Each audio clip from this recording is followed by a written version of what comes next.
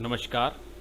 आर.एन.डी. PG college के online class में आपका स्वागत है। मैं Rakesh Kumar Jingar, assistant professor in history. आज हम सिंधु घाटी सभ्यता की चौथी क्लास पढ़ेंगे। इसमें आज हम मुख्य रूप से सिंधु घाटी सभ्यता का आर्थिक जीवन का परिप्रेक्ष्य का अध्ययन करेंगे। इससे पूर्व हम हमारे सिंधु घाटी सभ्यता की 3 क्लास हुई थी, जिसके अंदर उसका विस्तार, उद्भव, विकास, उसके प्रमुख केंद्र, उसकी नगर नियोजन, नगरीय व्यवस्था, उसका राजनीतिक जीवन और उसका धार्मिक जीवन के बारे में हमने विस्तृत अपनी पूर्व 3 क्लासों में अध्ययन किया है।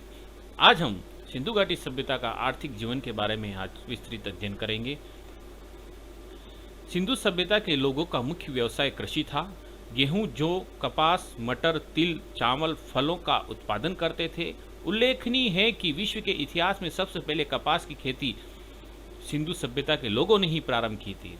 सिंधुवासी कृषि के साथ साथ पशुपालन का कार्य भी करते थे, जिसमें गाय, बैल, बकरी, कुत्ता, सूअर आदि पशुओं को पालते थे। सिंधुवासी घोड़े से परिचित नहीं थे, लेकिन घोड़े की मूर्तियों के साक्ष्य सुरकोटता से मिले हैं। सिंधुवासियों के आर्थिक जीवन में हस्तशिल्प उद्योग का विशेष महत्वपूर्ण स्थान था, जिसमें लुहारगिरी, चर्मगिरी, कपड़ा बनाना, बर्तन बनाना, बढ़ईगिरी, मूर्ति शिल्प इत्यादि उद्योग प्रचलित थे। हड़प्पा सभ्यता की सिंधु सभ्यता, हड़प्पा और सभ्यता एक ही चीज है। सर्वप्रथम खोज हड़प्पा से हुई, इसलिए इसको हड़प्पा सभ्यता भी कहा जाता है। ध्यान रहे, हड़प्पा सभ्यता की महत्वपूर्ण आर्थिक गतिविधियां व्यापार थी, जो आंतरिक बाहरी दोनों से होता था। व्यापार मुख्यतः तांबा, सोना, इमारती लकड़ी, बहुमूल्य पत्थर के होते थे।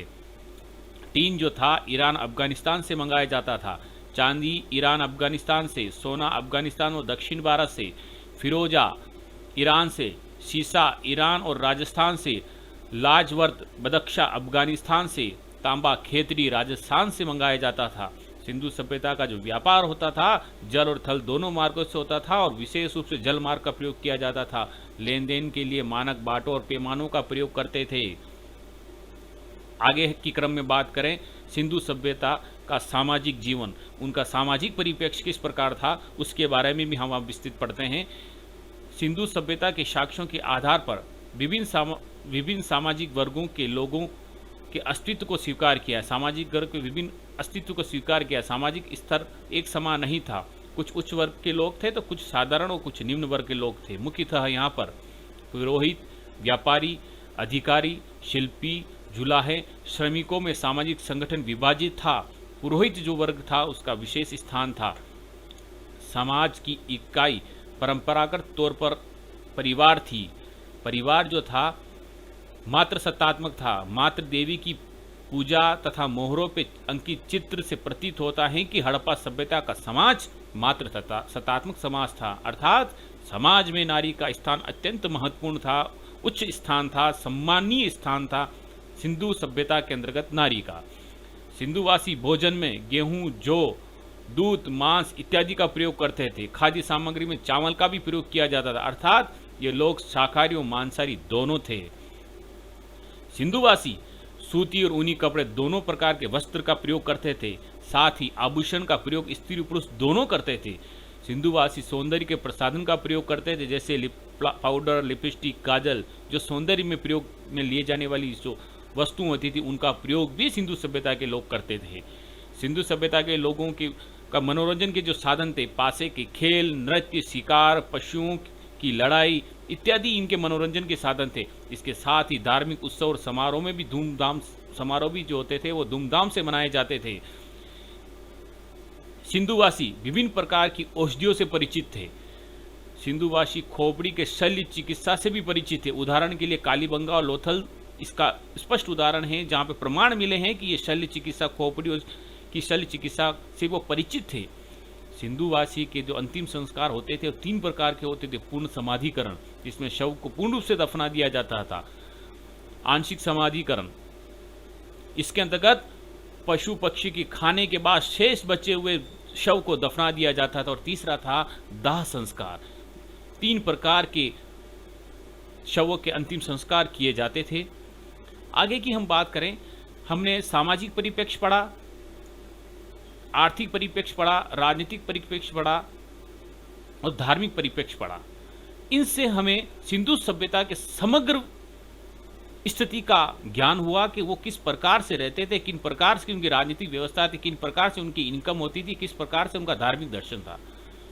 लेकिन जब ये पूर्ण रूप से विकसित सभ्यता थी, एक नगरीय व्यवस्था के ऊपर आधारित सभ्यता थी, एक उन्नत और समृद्ध सभ्यता थी, लेकिन कालांतर में अचानक सिंधु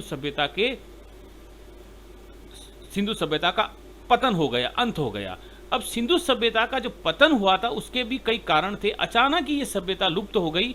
इसके लुप्त होने के पीछे इतिहासकारों ने अपने अलग अलग विचार दिए हैं। बाही और आर्यों के आक्रमण से यह सिंधु सभ्यता समाप्त हुई, यह कहते हैं गार्डन चाइल्ड और मार्टिन हिलर। कुछ इतिहासकार कहते हैं कि बाढ़ आने से, क्योंकि इसके अधिकांश जो केंद्र थे सिंधु नदियों के किनारे थे, तो बाढ़ आने के कारण ये सभ्यता नष्ट होगी। यह विचार था जॉन मार्शल, मैके और एस.आर. राव का। कुछ इतिहासकार कहते हैं कि जलवायु परिवर्तन के कारण ये लोग यहाँ से चले गए, ए.एन. घोष। कुछ इतिहासकार कहते हैं, जैसे कि एम.आर. साहनी, कहते हैं कि भूतात्विक परिवर्तन हुआ, जैसे भूकंप, जैसे सलकने जैसी गतिविधियां, जिसके कारण सभ्यता नष्ट हो गई। जॉन मार्शल का एक और विचार है कि वो कहता है कि प्रशासनिक शिथिलता के कारण इस सभ्यता का अंत हुआ। के.आर. कैनेडी कहता है कि प्राकृतिक आपदा पड़ी थी, जिसके कारण ये सिंधु सभ्यता के लोग यहाँ से छोड़कर कहीं अन्य चले गए और इस सभ्यता का पतन हो गया। फिर भी हम निष्कर्ष रूप से हम कुछ भी नहीं कह सकते कि सिंधु सभ्यता का पतन कैसे हुआ था, किस प्रकार हुआ था। भविष्य की खुदाई में वो चीज सुरक्षित है कि आने वाली खुदाई से हमें कुछ ऐसे प्रमाण मिले जिससे हम ये प्रमाणिक तौर पर कह सकें कि सिंधु सभ्यता का पतन उस कारण हुआ था। वर्तमान में विभिन्न इतिहासकारों ने अपने अपने मत दिए हैं और उन मतों का उन्होंने तर्क भी दिया है, लेकिन उन मतों का खंडन भी हुआ है। तो निष्कर्ष रूप से हम ये नहीं कह सकते कि सिंधु सभ्यता का पतन किस कारण हुआ था। आज हमारा ये सिंधु सभ्यता का टॉपिक पूर्ण रूप से समाप्त होता है। हम अगली क्लास में एक नए टॉपिक के साथ पुनः उपस्थित होंगे। तब तक के लिए जय हिंद, जय भारत, धन्यवाद।